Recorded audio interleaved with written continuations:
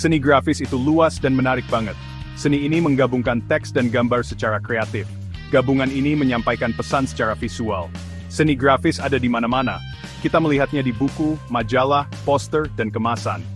Desain grafis adalah bagian penting dari seni grafis. Desainer menggunakan tipografi, fotografi, dan ilustrasi. Mereka mengembangkan konsep dan ide visual. Visual ini menginformasikan, menghibur, atau membujuk penonton.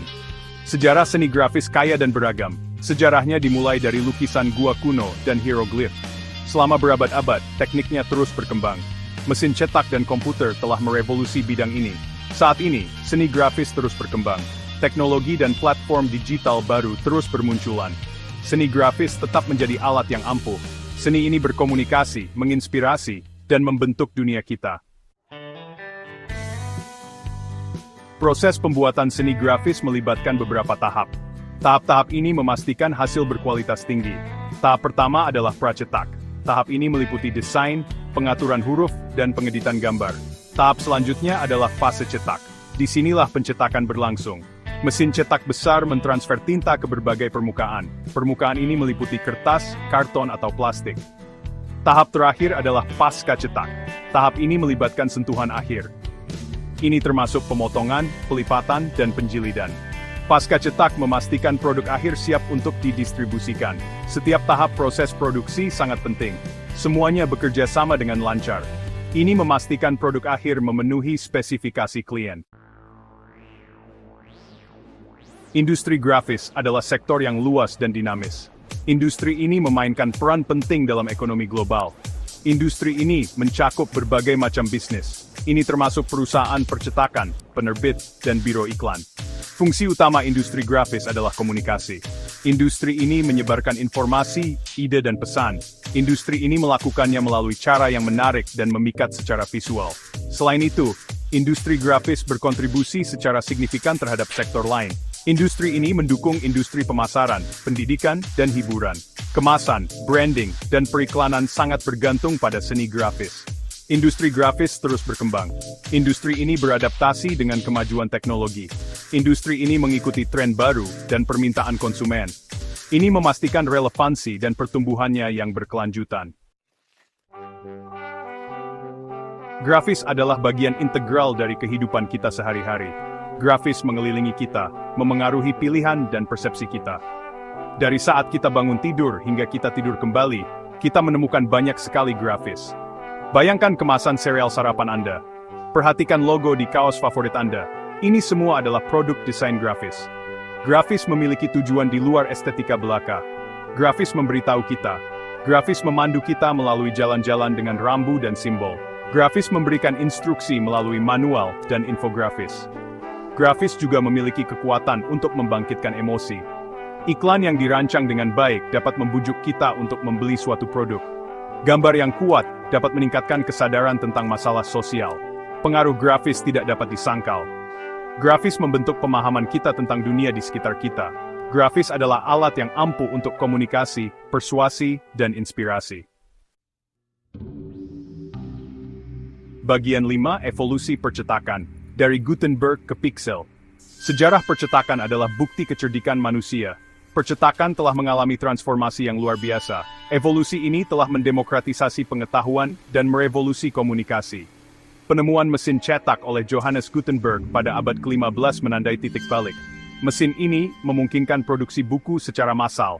Ini menyebabkan penyebaran literasi dan ide di seluruh Eropa. Revolusi industri membawa kemajuan lebih lanjut. Percetakan menjadi lebih cepat dan lebih efisien. Teknik baru seperti litografi dan cetak offset muncul. Akhir abad ke-20 menyaksikan munculnya percetakan digital. Komputer dan printer laser membawa perubahan paradigma. Percetakan menjadi mudah diakses oleh semua orang. Saat ini, teknologi percetakan terus berkembang. Percetakan 3D dan nanoteknologi semakin mendorong batas. Mai kesar prayambarga jenderal liberal dan wardi slim transformasi sestre. Dunia percetakan penuh dengan istilah teknis. Istilah-istilah ini bisa membingungkan bagi mereka yang tidak terbiasa dengan industrinya. Memahami istilah-istilah ini sangat penting untuk komunikasi yang efektif antara desainer, percetakan, dan klien. Mari kita mulai dengan beberapa istilah dasar. Resolusi mengacu pada kejelasan gambar. Resolusi diukur dalam titik per inci, atau DPI. CMYK adalah model warna yang digunakan dalam percetakan. CMYK adalah singkatan dari cyan, magenta, yellow, dan key, yang berarti hitam. Bleed adalah konsep penting lainnya. Bleed mengacu pada pencetakan yang meluas melampaui tepi kertas. Ini memastikan tidak ada batas putih yang terlihat setelah pemangkasan. Proofing adalah proses meninjau sampel cetak. Proofing memungkinkan penyesuaian akhir sebelum produksi massal. Dengan memahami istilah-istilah ini, klien dapat mengomunikasikan kebutuhan mereka secara efektif. Designer dapat menginspeksikan desain mereka siap cetak. Kolaborasi nilaman navung price atas tanggir sebel. Sementara teknologi percetakan modern mendominasi industri, teknik tradisional masih memiliki tempat khusus. Sablon dan cetak kayu adalah dua teknik tersebut.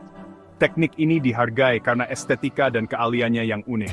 Sablon juga dikenal sebagai cetak saring sutra, melibatkan mendorong tinta melalui layar jala. Stensil digunakan untuk membuat gambar yang diinginkan. Teknik ini serbaguna dan hemat biaya untuk cetakan jangka pendek. Cetak kayu, di sisi lain, adalah teknik cetak relief.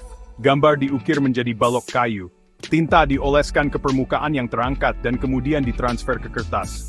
Metode ini dikenal karena detailnya yang rumit dan daya tarik artistiknya. Baik sablon maupun cetak kayu dianggap sebagai keterampilan artisan. Teknik ini membutuhkan ketelitian, kesabaran, dan ketajaman mata terhadap detail. Teknik-teknik ini terus digunakan dalam seni, percetakan tekstil, dan aplikasi khusus. Grafis pop-up adalah kombinasi yang menyenangkan antara rekayasa kertas dan desain. Grafis ini mengubah permukaan datar menjadi kreasi 3 dimensi yang interaktif. Keajaiban pop-up terletak pada kemampuannya untuk mengejutkan dan menarik penonton. Dari buku anak-anak hingga kartu ucapan, pop-up menambahkan elemen keajaiban dan kegembiraan. Membuat pop-up membutuhkan perencanaan yang cermat dan pelaksanaan yang tepat. Desainer menggunakan berbagai lipatan, potongan, dan tab lem untuk membuat mekanisme yang diinginkan. Pemilihan kertas sangat penting. Kertas harus cukup kokoh untuk menopang elemen pop-up. Grafis pop-up adalah bukti keserbagunaan kertas sebagai media. Grafis ini terus memikat penonton dari segala usia dengan kecerdikan dan seninya. Industri seni grafis sangat bergantung pada manajemen yang efisien dan teknologi mutakhir. Dari menerima brief klien hingga mengirimkan produk akhir, setiap tahap membutuhkan koordinasi yang cermat. Operasi percetakan melibatkan pengelolaan mesin cetak besar dan memastikan kualitas yang konsisten. Pelabelan dan pengemasan membutuhkan ketelitian dan perhatian terhadap detail. Perangkat lunak desain berbantuan komputer, atau CAD, telah merevolusi proses desain. Perangkat lunak ini memungkinkan akurasi dan fleksibilitas yang lebih besar. Teknologi pencetakan digital telah membuat pencetakan lebih cepat dan lebih hemat biaya. Selain itu, sistem informasi manajemen, atau MIS, sangat penting untuk melacak pesanan, mengelola inventaris, dan memastikan pengiriman tepat waktu. Industri seni grafis adalah bidang yang dinamis. Industri ini membutuhkan para profesional untuk mengikuti perkembangan teknologi dan praktik manajemen terbaru. Ini memastikan mereka dan permintaan klien dan konsumen yang terus berkembang.